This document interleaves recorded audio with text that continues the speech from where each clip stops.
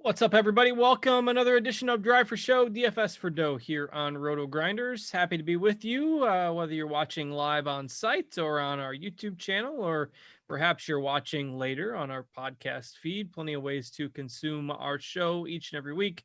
However you're watching and or listening, we appreciate you checking us out. I am Justin Van Zuiden. We'll be hosting the show as usual. Rolling two-man booth this week. Probably won't be a full show with just the Olympic golf tournament and 60 golfers in the field. So pretty limited field this week. Only so much to talk about, particularly since it gets pretty bad at the bottom. So we aren't going to be pressed for time by any means. We'll see what the next, let's say 30 or 40 minutes brings us, and we'll go from there. So bring in my co-host, Mr. Notorious, Derek Farnsworth. Noto, what's going on tonight? Oh, not much. I think I'm a little more excited than most for the Olympics. I'm always a fan of the Asian swing. We didn't get it last year with COVID.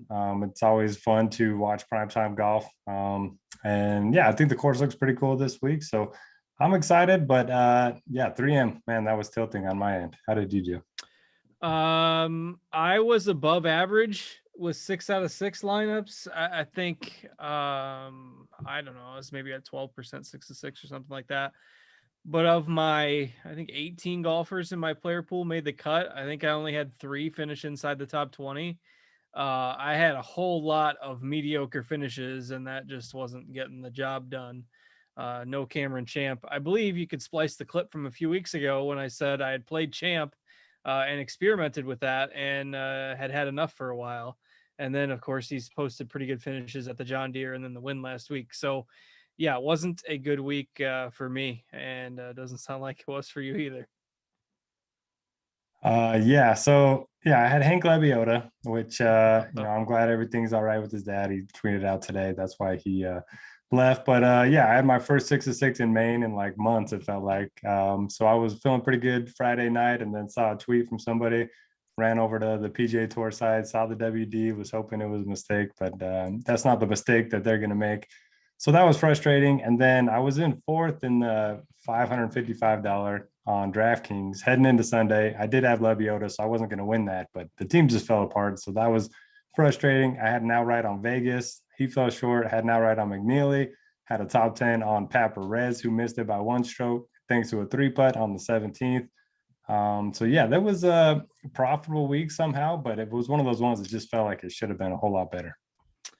Yeah, sorry to hear that. I think there was a guy in one of the lower dollar GPPs that had 5 top 8 finishers or something like that, plus Lebioda.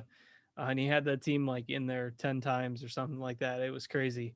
And still finished 34th in like one of the larger field GPPs with Lebioda in there. So he feels the pain with that WD. But yeah, and you know, the good thing about, you know, being correct about it and not venting, you know, you can vent about it on Twitter, but like there's people that go nuts and, you know, oh, this is unacceptable. And why are you know, why is this happening? And, you know, then you post today about what happened. And then if you do post some mean tweets to an athlete or something, then that probably make you regret that a little bit.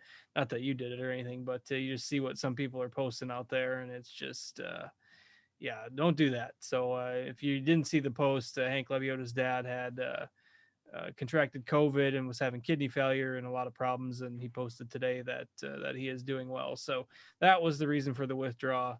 And hopefully everything continues to, hopefully his dad continues to recover, as you mentioned there. So yeah, nothing else really from last week that was notable from my end. Another top finish without a win for Louis, which seems like you can just put that in there every time he tees it up nowadays.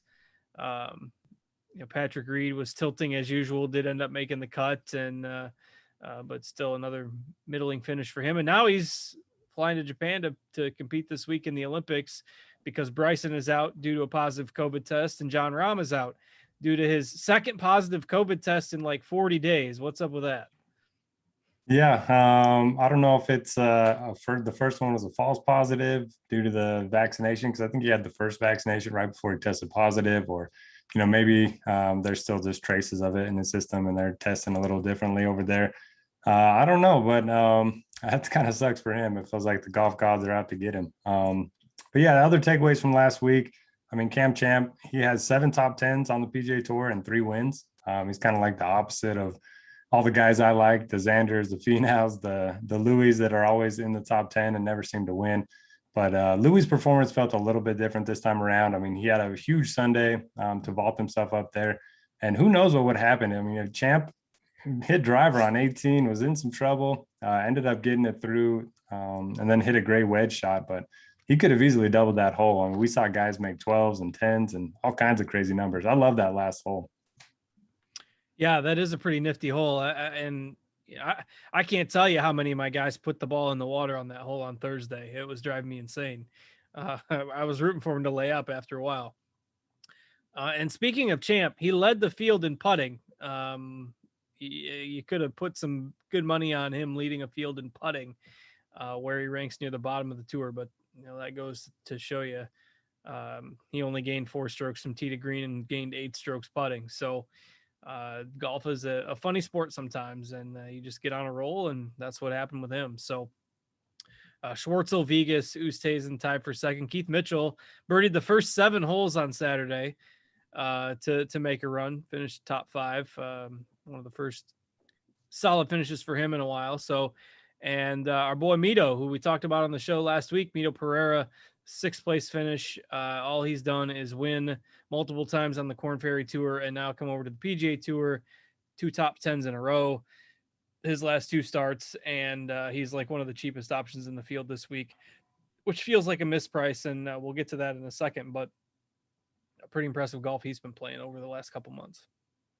Yeah, he's been awesome, and definitely going to be a name that we have to make a decision on, like you mentioned this week. And same with Johnny Vegas, who they both just feel so cheap. So there'll be some interesting talking points for sure. All right. Well, let's go ahead and dig in. We've got the Olympic golf tournament this week. So no prize money, no purse, literally just everybody competing for 3 medals. I think there is some withdrawal risk for guys that get off to a bad start. They got to get daily COVID tests. It's quite the routine to go through this Olympic stuff this year. If you've been watching on TV, you pretty much got to mask up everywhere. Japan's taking it pretty seriously. So there is some risk. Otherwise, it is a no-cut event with just the 60 golfers, and everybody will get 4 rounds unless they fall out of it and decide to withdraw. So Kasumigaseki Country Club, I hope I got that relatively close. We'll just call it the course from now on. But the East Course at that country club is going to host the tournament this week. Has hosted the Asian amateur event, or the Japan amateur event. I can't remember now. I got to try to find it. If it's just Japan, the Japan Junior event, and then the Asia Pacific Amateur have been hosted here. But the Japan Junior event has been held here for 50 years. So Matsuyama has won on the East Course before. You're going to see that narrative floated about. But I've seen a whole lot of comparisons for the course, and they've kind of been all over the place. So what do you think from what you've seen of it? Yeah, I think people are reading far too much into certain course comps. I just don't know if one course in North Carolina is going to have all that predictive value of trying to see what's going to happen in the Olympics in Tokyo. But you never know. A lot of people are playing up the Tom Fazio angle since he did redesign the course in 2016. He ended up making it a lot longer just for this event specifically. And then the greens, they used to have 2 greens on each hole. He kind of combined them into one. So the greens here are massive. They're 7,800 square feet on average. Typically around on the PGA Tour, it's like 6,000 square feet. So really big greens. It looks fairly generous off the tee from what I'm seeing. We've had a lot of rain in the area. If you've been watching any of the Olympics, you've seen, a lot of rain and a lot of wind so far. And there's been a lot of rain so far in the summer in Japan. So I do think it's going to play soft. The course is long. It's almost 7,500 yards. There's only 3 par 5s, 2 of the par 4s over 500 yards, 2 of the par 5s over 600 yards. So for me, I like the guys that can get it out their ways. I do think hitting it out of the fairways is going to be a big advantage. The zoysia grass on the fairways gives you some really good lies, and it gives you some really bad lies in the rough. The greens are bank grass. And yeah, I mean, that's pretty much as far as I would go in terms of, breaking down the course. I just don't know if there's any specific course fit that we need to be looking at. I do like the angle of targeting aggressive golfers since there is no cut, guys that make birdies, DK scoring. Makes a lot of sense. There's going to be a lot of guys out, score their finishing position. And then the other factor we should probably talk about is the motivation. Rory McIlroy is kind of just here because he feels like he should be. And you have Sungjae Im, Siwoo Kim, who this might be their biggest biggest event so far in their careers. They're trying to avoid the mandatory military service. You have Rory Sabatini, who became a citizen of another country just so we could play in the Olympics. So a lot of different storylines. How much are you weighing motivation and also travel? Because we have a few guys coming over from the 3M. Yeah, I mean, you have some like Reed played the British Open and then played the 3M and now to Japan. So probably wouldn't have played last week if he knew he was going to be coming over here. But I do think that the travel is a big concern because, there's 16 hours difference. There's a lot of time difference between. And he just took off a few hours ago. I saw his tweet. Really? So, it's 14 hours ahead of Central Time in the United States. So, I mean, you're losing a half a day going over there. So, it's 8 p.m. here in the States and it's noon in Japan. So, I mean, that's just a big change. And so that worries me for guys like Reed, particularly with him or the late ads. I mean, he had Campillo is replacing Rom. So that would worry me a little bit. Otherwise, it's really hard. You can't go hunt down when everybody got in. And, the motivational angle, I think, is definitely there. Obviously, the South Korean guys want to perform to try to get out of that military service requirement. They haven't really kept that too much of a secret. But it's the aggressive golfer approach makes sense because there's no difference between fifth and last. Like there's no prize money. It's not like JB Holmes gonna, at the whatever tournament it was a few years back, playing for second or third to try to get more prize money. It's gold medal, silver medal, bronze medal, and everybody else go home. And I do think you're going to see guys withdraw, but it's going to be impossible to predict who that's going to be. But there's almost no way that 60 guys finish 4 rounds, I don't think. Yeah, certainly agree. So you're just looking for birdie makers, ball strikers? Yeah, I mean, I think it does seem fairly open.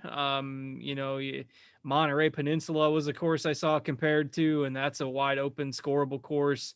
I've seen comparisons to Augusta. There are quite a few bunkers, which is probably the course's biggest defense. But if it's wet, and the course is pretty open, I think bombers and birdie makers is the way to go, and aggressive scorers. Yep. So we're on the same page there for sure. Yeah. Well, let's go ahead and start digging in. We've only got 60 golfers, and the bottom is pretty weak, so we'll take up as much time as we can here to get through it. But we'll probably be a little bit quicker than normal. So we've got 6 golfers above 10K. Colin Morikawa, if you're on DraftKings salaries, Colin Morikawa, Justin Thomas, Xander Schauffele, Hideki Matsuyama, Rory, and Patrick Reed. I'm out on Reed because it helps my blood pressure and because of the travel. It's an easy reason to fade him this week.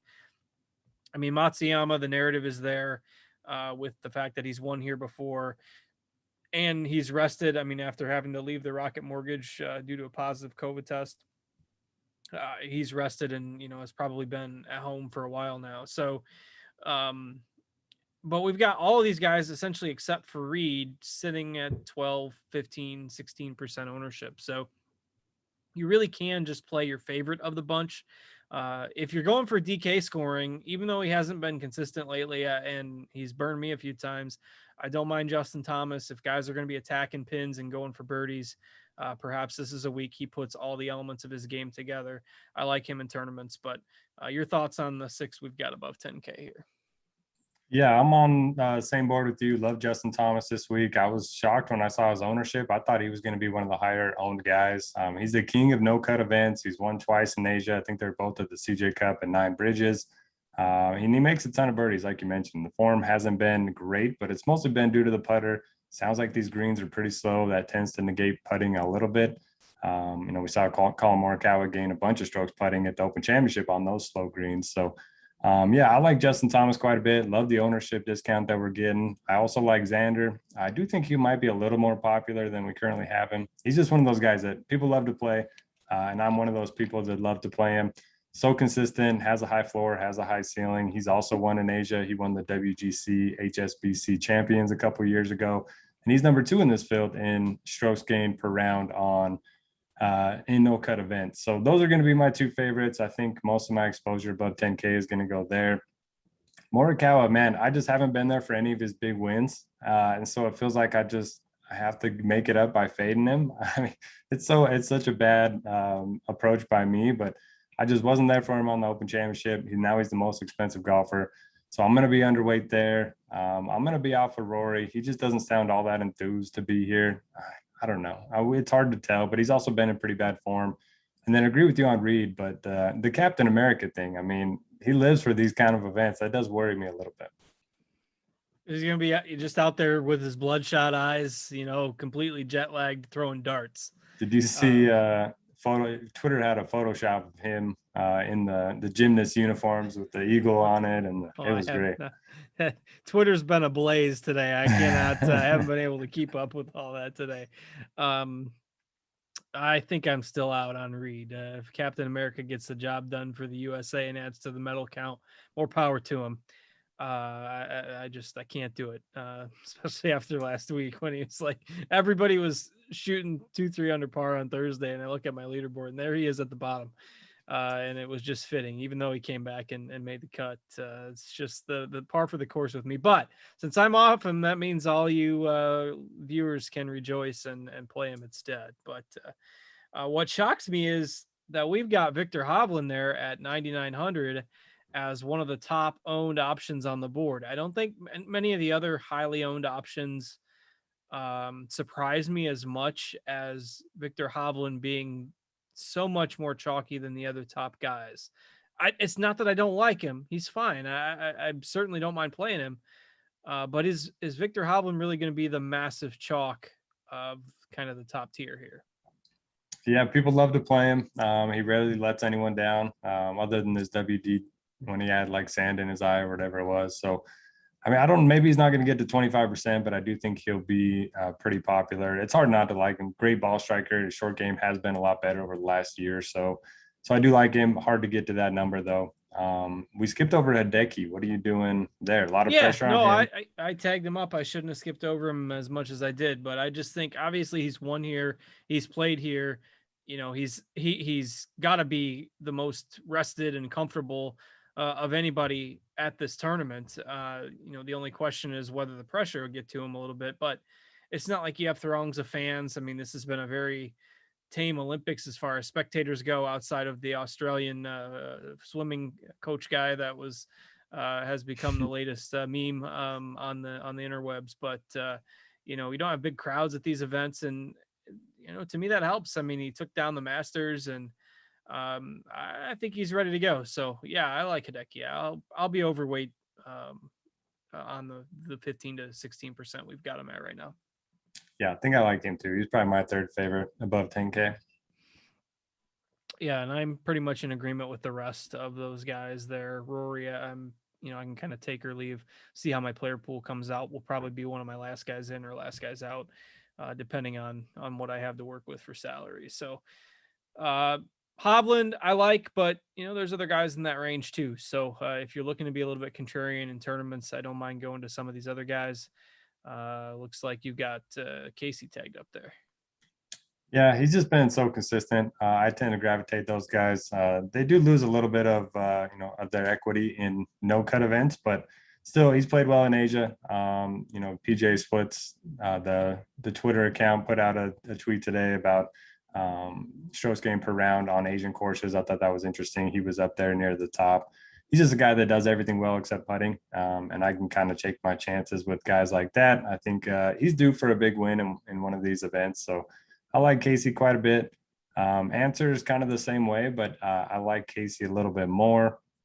Really like the spot for Neiman, though. One of the longest guys in the field, gains a ton of strokes off the tee, and he's slowly become a really good putter over the last few months, especially on bent grass. So he kind of checks all the boxes for me. He's been more consistent than showing upside recently, but he did have a second place a few weeks back. So I like that. And then obviously you got to play Sung J M. At least I got to. I want to root for him. It's such a good story. If he was able to accomplish it, if him and Siwoo were both able to do it, it would be awesome. So I bet him. I'm playing him in DFS. What's your approach with those two? Yeah, I like him. Siwoo Kim worries me a little bit more just because he's been so erratic. He was off to the awful start at the John Deere. He was like 7 over through 4 holes and then withdrew. He cited a back injury, but it was probably just to wave the white flag at that point because it was a birdie fest and there was no way he was making the cut. But 58th at the Rocket Mortgage, cut at the Travelers. I mean, he just hasn't been in great form. We've also got Siwoo as one of the most popular guys in the field. So not super high on Siwoo Kim, but I am in on Sung Jae at 9K. He's been playing a little better lately too. Yeah, the guy that feels the most overpriced to me is Shane Lowry, and it looks like nobody's going to play him. But we know there's upside there. He's played well pretty much all over the world. Do you have any interest there? Yeah, I don't mind it.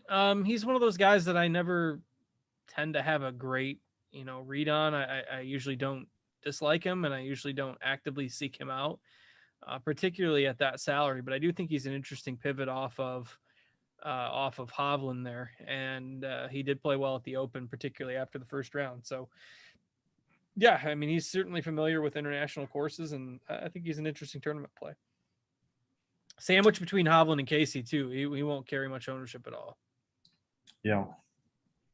All right, I agree with you on Neiman. I like him, and that pretty much rounds out the 9Ks, with the exception of Answer. Who, you got any strong takes there?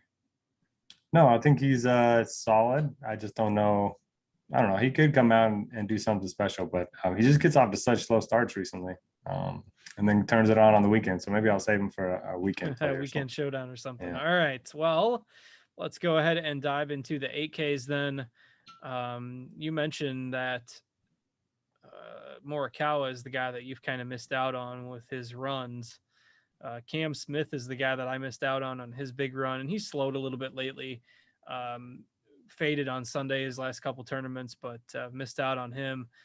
Connors continues to put together really solid tournaments. I was really impressed with his tournament at the Open. Even though he struggled on Sunday, he was actually inside the top 5, I think, heading into that round. So Connors just continues to play well. You've got Leishman, you've got Zuiden in here, and you've got a couple of the Euro Tour guys like Guido and Higo, Norin. So that's kind of the 8K range, and it shows where this field does start to fall off a little bit. So you got any favorites in here? Yeah, at first glance, I was like, "Oh, I hate this range. They all feel overpriced." But I think everyone else is going to do that, and this is only 60-man field, like we mentioned. You're going to have to get different. So playing a couple guys from this range, I do think could help differentiate some of your lineups.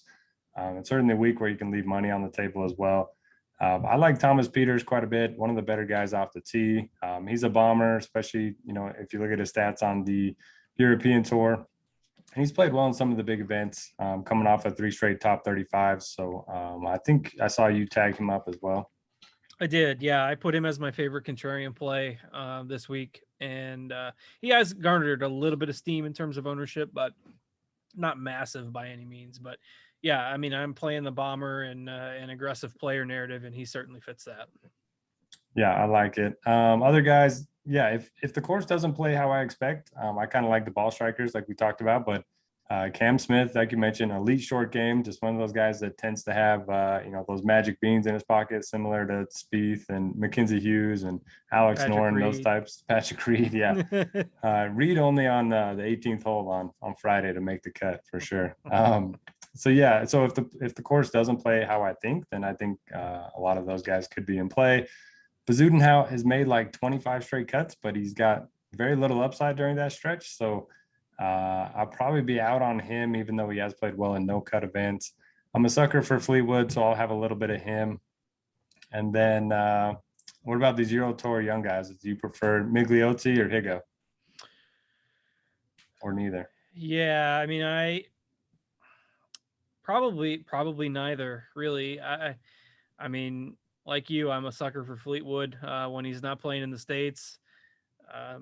It's not Guido. We've got a 13% ownership. I think that's maybe a little higher than I'd like to see. So I don't know. Probably Higo if I had to choose one, but I'll probably cut them both, to be honest. How many golfers in this range you think you'll have? Because I think most will just have like 2 or 3. Well, let's see. 1, 2, 3, maybe 5 if I'm playing a multi-entry pool or something. Definitely Peters, definitely Fleetwood, definitely Connors.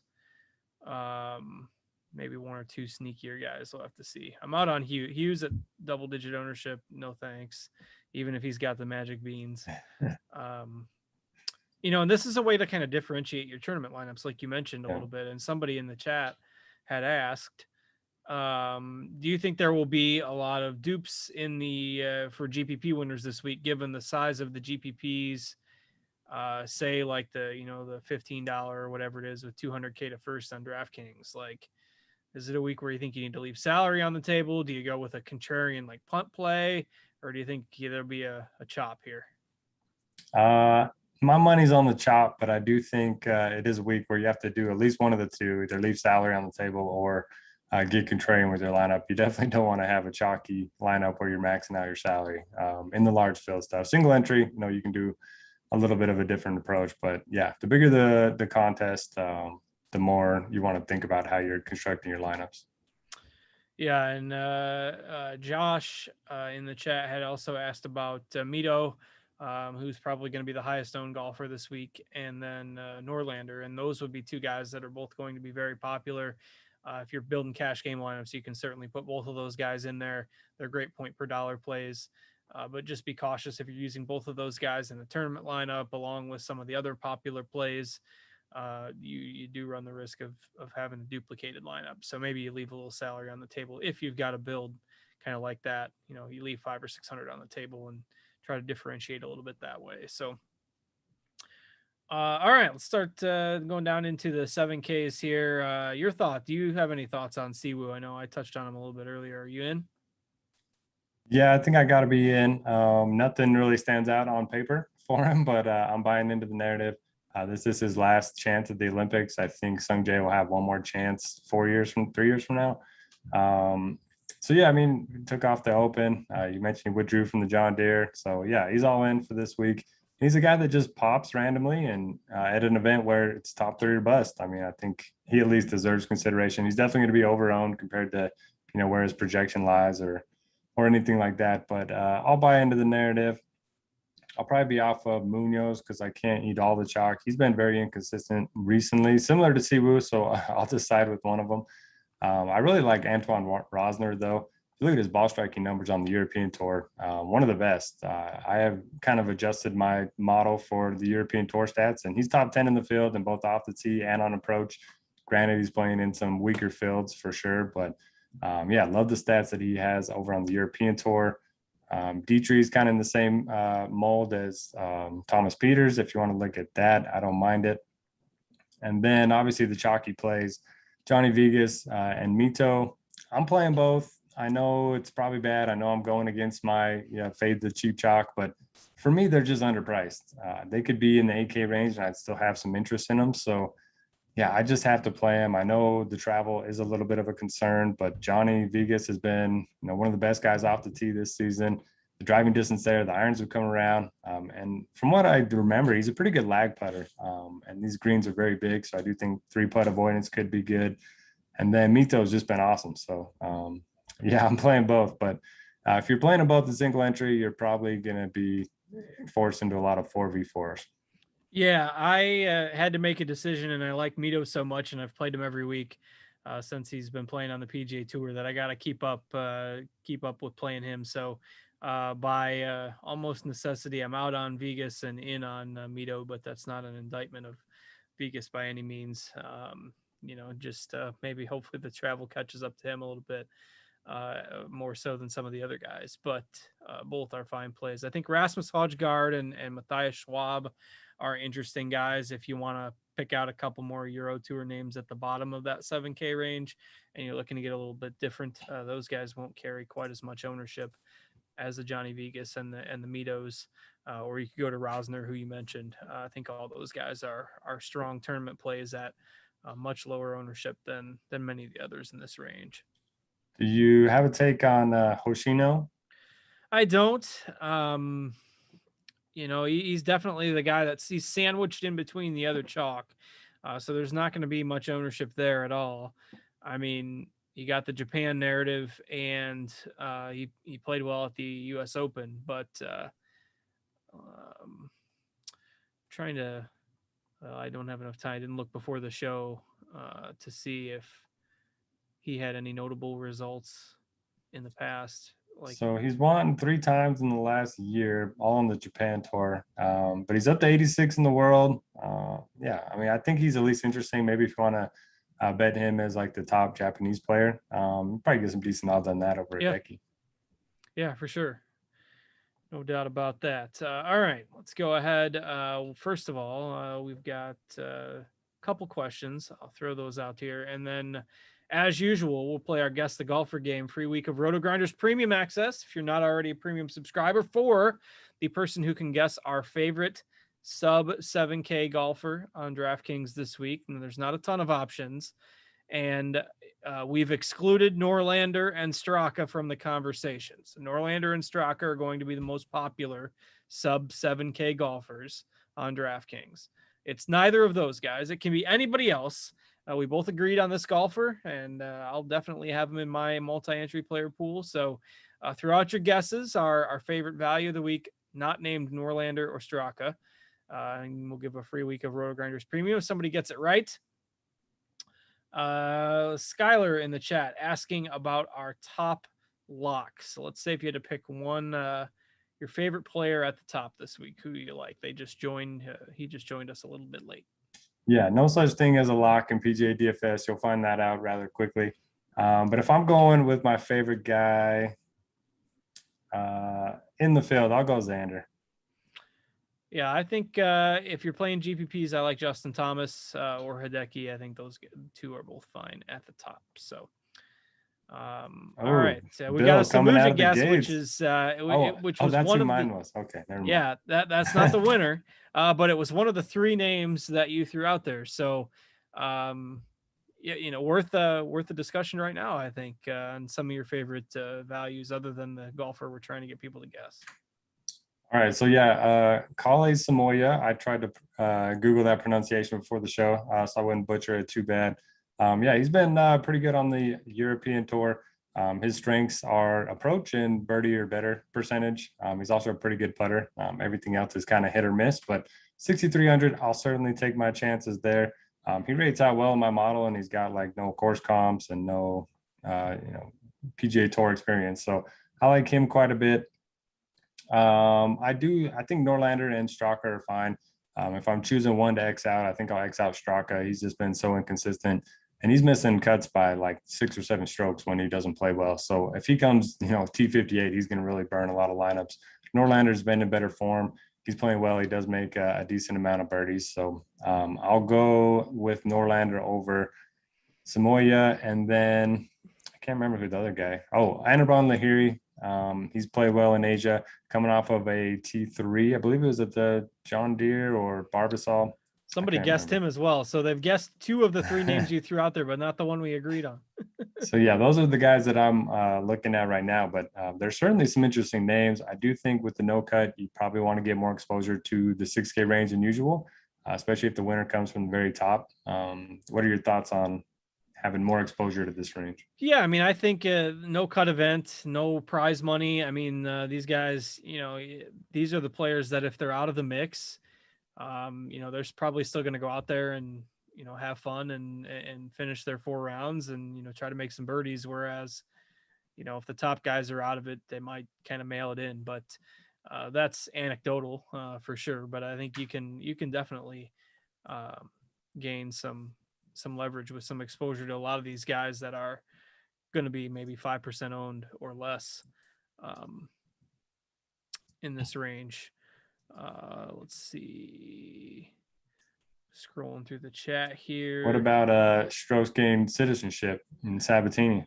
I don't mind it. He hasn't had the greatest year, and it feels like it's been a long time since we've really even talked about him. He's missed 4 cuts in a row, including the John Deere and the Rocket Mortgage, which are 2 of the weaker events you'll see. So that worries me. The form is terrible, but at 6,800, I mean, if he's been jonesing up for the Olympics, I don't mind it. He's probably been out there practicing.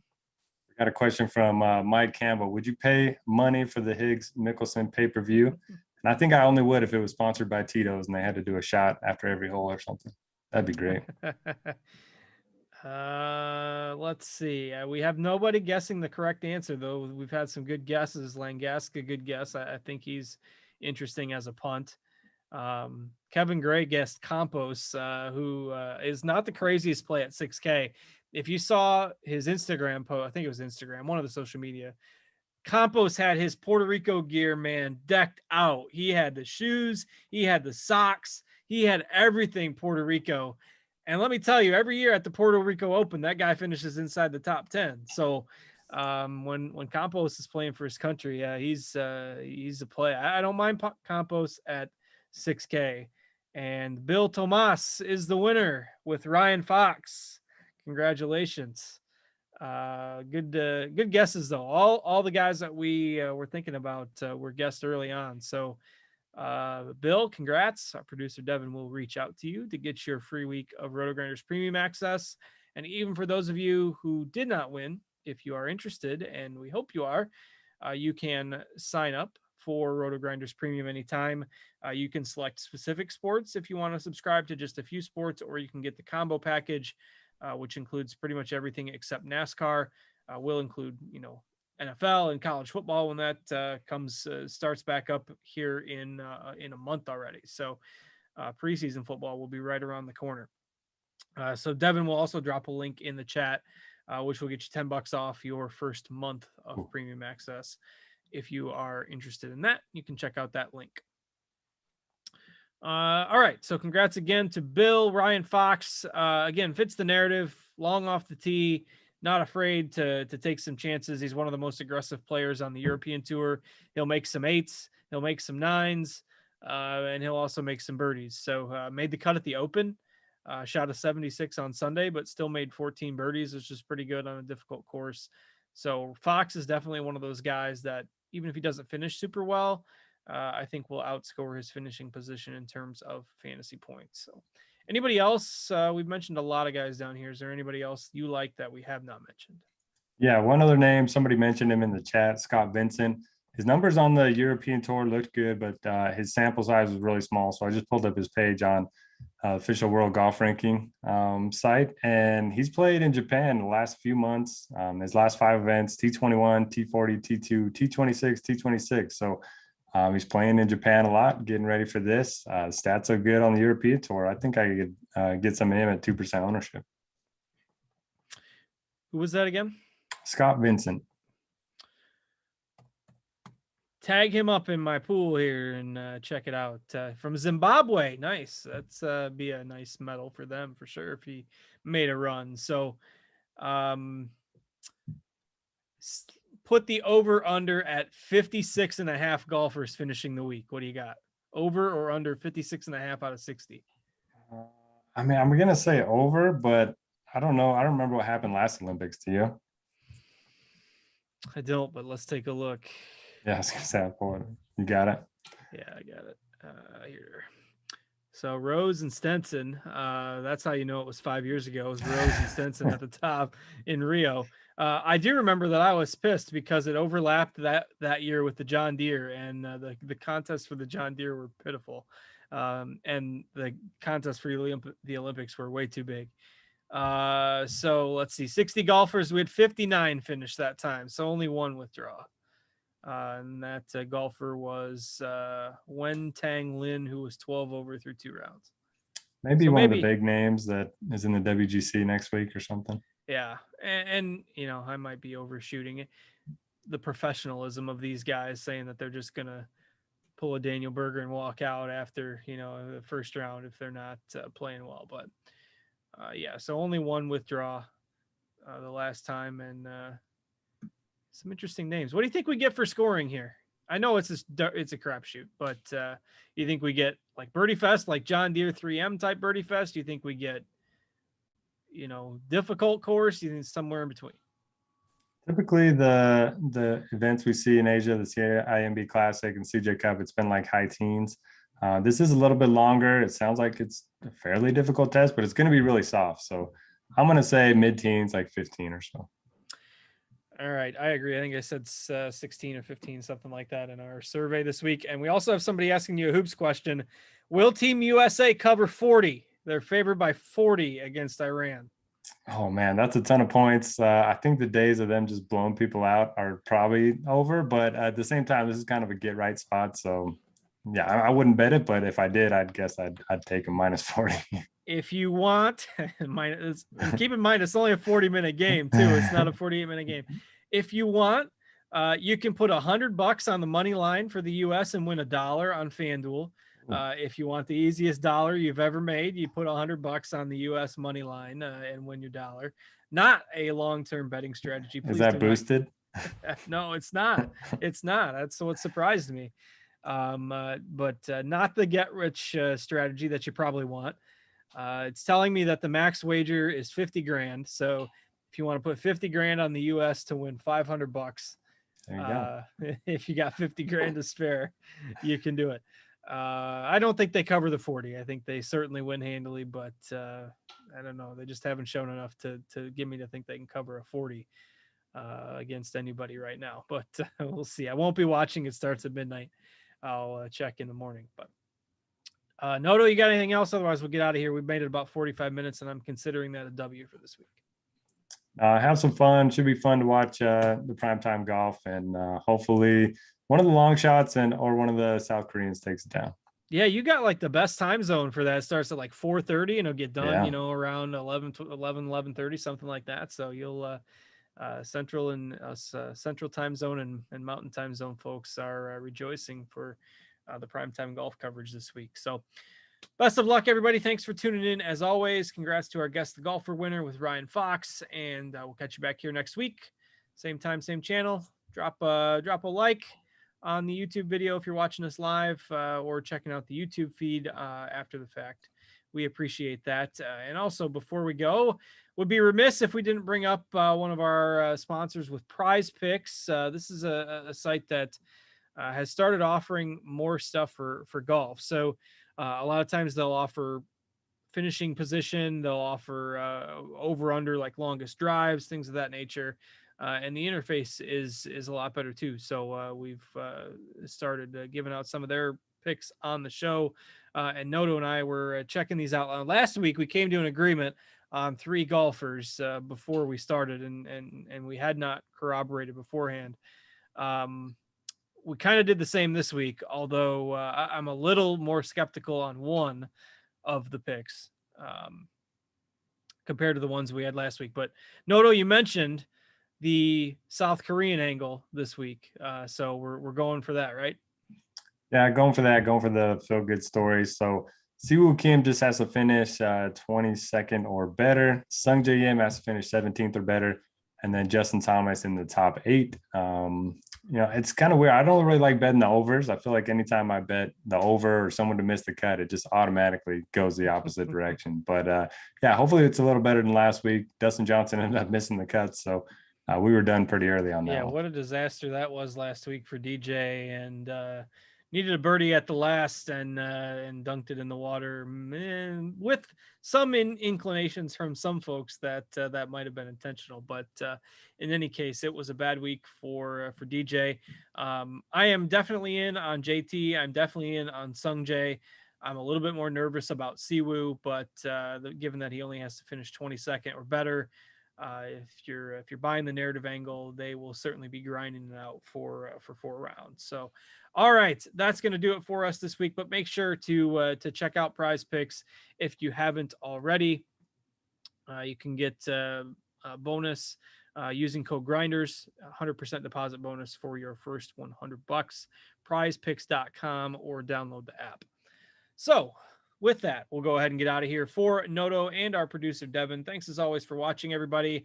Have a great week. Good luck with the Olympics contests, and we will see you next week.